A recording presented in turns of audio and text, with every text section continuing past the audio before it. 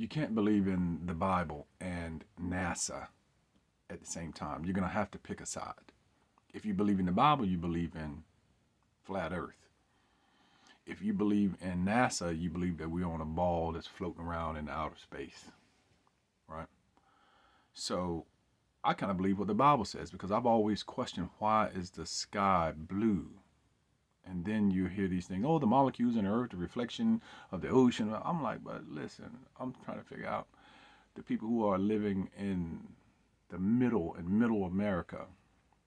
Why is it that they see that the sky is blue? But they always try to give this long drawn out, educated, big words and all this other stuff. I think it's all a lie.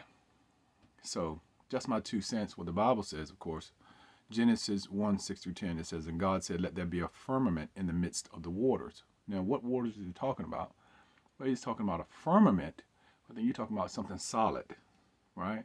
It's overhead. So, what we actually see up there, the reason why the sky is blue is because we are underwater. So, if you think about that TV show SpongeBob, this is what it's like for us. We're actually living inside of a bubble. And so then it says, and let it divide the waters from the waters, meaning divide the waters from above, from the waters that's below. It says, and God made the firmament and divided the waters which were under the firmament. So it's talking about, again, what I just said, the firmament dividing the waters from above, from that which is below. And then it says, let's see, and God made the firmament and divided the waters which were under the firmament from the waters which were above the firmament. And it was so. Verse 8, and God called the firmament heaven, and the evening and morning were the second day. And God said, let the waters under the heaven be gathered together unto one place, and let the dry land appear. So this is where he's talking about earth.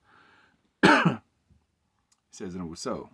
Verse 10, and God called the dry land earth, and the gathering together of waters called the seas, and God saw it was good.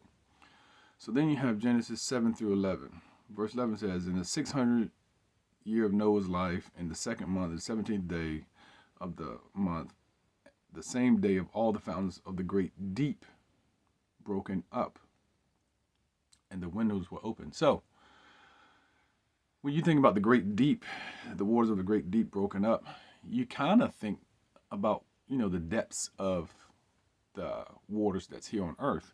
But then it says, and the windows of heaven were open. So again, you heard in the previous verses where it was talking about the firmament and the great was above.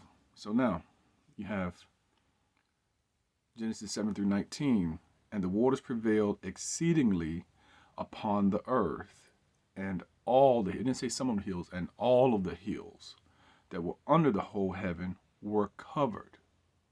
All of the hills under that. Now you got to think what he's saying right here, because the tallest mountain here on earth is the Himalayas, which is over 29,000 feet.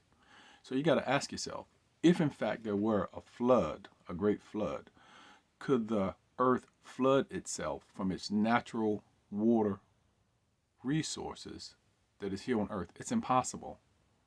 It had to have come from an outside source, if there's evidence on earth that there was actually a flood. So something had to open in order to cover, because you got to think the deepest valley or trenches here on earth is over 8,000 feet deep.